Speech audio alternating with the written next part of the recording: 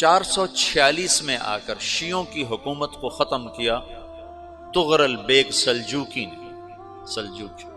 Seljuk مسلمان ہوئے تھے محمود غزنوی کے دور میں، سلجوک ان کے بڑے کا نام تھا۔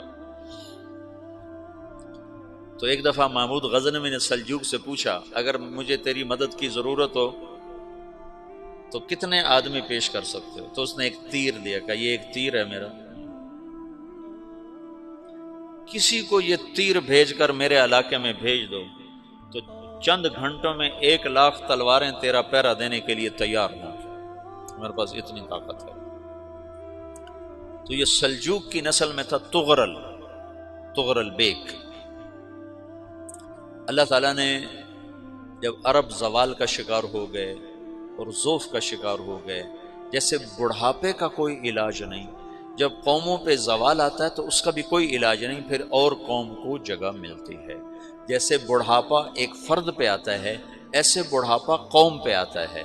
قوم کا بڑھاپا جوانی میں نہیں لوٹ سکتا، جیسے فرد کا بڑھاپا جوانی کی طرف نہیں لوٹ سکتا، قوم کا بڑھاپا جوانی کی طرف نہیں لوٹ سکتا، کوئی علاج نہیں، نئی نسل کا آنا ہی علاج ہے۔ تو عرب دھل چکے تھے، 600 سال بہت ہوتے ہیں حکومت کو، اپنی صفات گم کر چکے تھے، اب نئے خون کی ضرورت تھی۔ تغرل بیگ پہلا شخص تھا جس نے آ کر اہل السنت والجماعت کو استحکام بخشا، شیعوں کی حکومت کو ختم کیا، بغداد سے، شام سے، ان سارے علاقوں سے۔ صلاح الدین ایوبی نے اسماعیلی شیعہ کی حکومت کو ختم کیا، مصر۔ العاضد ان کا آخری خلیفہ تھا صلاح الدین ایوبی، نور الدین زنگی رحمۃ اللہ علیہ کا پروردہ تھا، اس کا دوست تھا، اس کے دوست بھی تھا، بچہ بھی تھا اس کے سامنے، زیادہ لکھنے پڑھنے کا شوق تھا۔ پھر اللہ تعالیٰ نے اس سے کام لیا اور اس کو مصر کا گورنر بنا کے بھیجا، مصر کی مدد کے لیے بھیجا، تو وہاں اس نے صلاح الدین ایوبی نے وہاں ختم کیا، تغرل بیگ نے یہاں ختم کیا۔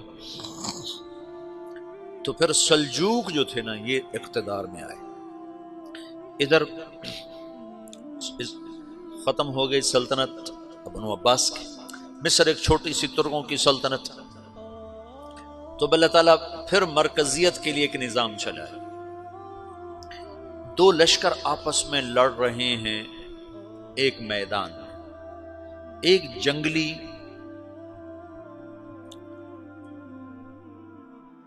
بدوؤں کا قافلہ، جنگل کے لوگ اپنے قبیلے کو لے کر، ایک جنگلی قبیلہ اپنے سردار کے ساتھ نقل مکانی کر رہا ہے ایک جگہ سے دوسری جگہ۔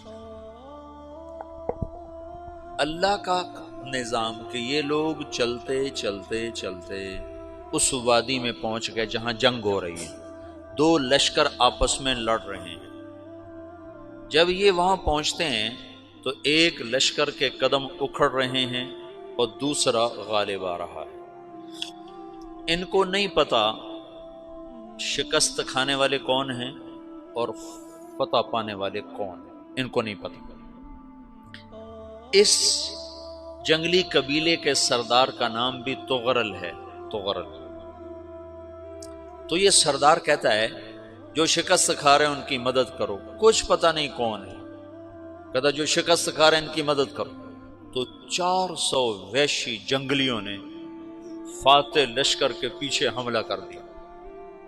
وہ تو ایک کافی ہوتا تھا، 400 دوڑ جب تلواریں پڑیں تو چند لمحوں میں نقشہ بدل گیا، بھاگنے والے جم گئے اور جمنے والے بھاگ پڑے۔ جب جنگ ختم ہوئی تو شکست خوردہ لشکر کے بادشاہ نے ان کو بلایا، اسے پوچھتا ہے مجھے جانتے ہو میں کون ہوں؟ کہا نہیں۔ کہا تو تم نے میری مدد کیوں کی؟ کہا انسانی ہمدردی کی وجہ سے، تمہیں شکست ہو رہی تھی اس لیے تمہاری مدد کی۔ اور اس نے اپنا تعارف کرایا، میں ہوں سلیمان سلجوقی، ترکی کا بادشاہ۔ مسلمانوں کا لشکر تھا اور تاتاریوں سے شکست کھا رہا تھا، تاتاری فتح پا رہے تھے، مسلمان شکست کھا رہے تھے۔ تو وہ اللہ کی غیبی مدد بن کر آئے، تو وہ اس سے کہتا ہے میرے ساتھ رہنا پسند کرو گے؟ تم نے میرے اوپر احسان کیا ہے، میں اس کا بدلہ دینا چاہتا ہوں، میرے ساتھ رہنا پسند کرو گے؟ کہنے کا کر لوں گا۔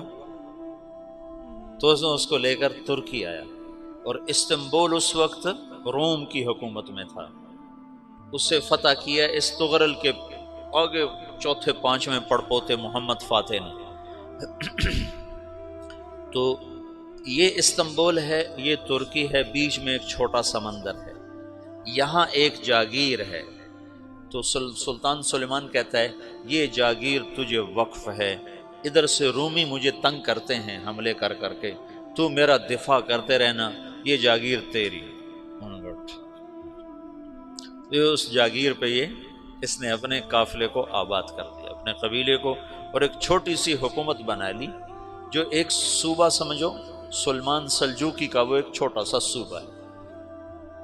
وہاں جب یہ رہ پڑا تو پھر یہ ایک شیخ کے بیت ہوتا ہے، وہاں شیخ طریقت ہے، ان کے یہ بیت ہونے جاتا ہے، وہ اس کو رات اپنے پاس ٹھہراتا ہے، تو ایک کمرے میں ان کو ان کا خادم ٹھہراتا ہے۔ یہ جب کمرے میں جاتا ہے تو سامنے دیوار میں طاقچے پر قرآن پڑا ہوا ہے، تو یہ تغرل بیگ کہتا ہے یہ کیا ہے، یہ کیا ہے؟ تو وہ خادم کہتا ہے یہ کتاب اللہ ہے، قرآن ہے۔ اچھا، وہ اس کو وہاں چھوڑ کے باہر چلا جاتا ہے۔ وہ دیہاتی آدمی، جنگل کا رہنے والا، پہلی دفعہ زندگی میں قرآن دیکھا، وہ کہتا ہے یہ قرآن ہے، اللہ کی کتاب ہے، میں اللہ کی کتاب کے سامنے سو جاؤں، کتنی بے ادبی ہے۔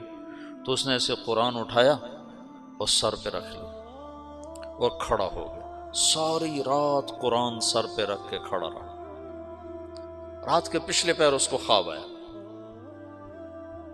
کھڑے کھڑے اس نے دیکھا کہ اس کی پشت سے ایک چاند نکلا اور شیخ کی بیٹی کے سینے میں جا کے اتر گیا، پھر اس لڑکی کے سینے سے ایک درخت نکلا جو پھیلتے پھیلتے پھیلتے 3 بر اعظم پہ چھا گیا، افریقہ پر، یورپ پر، ایشیا پر۔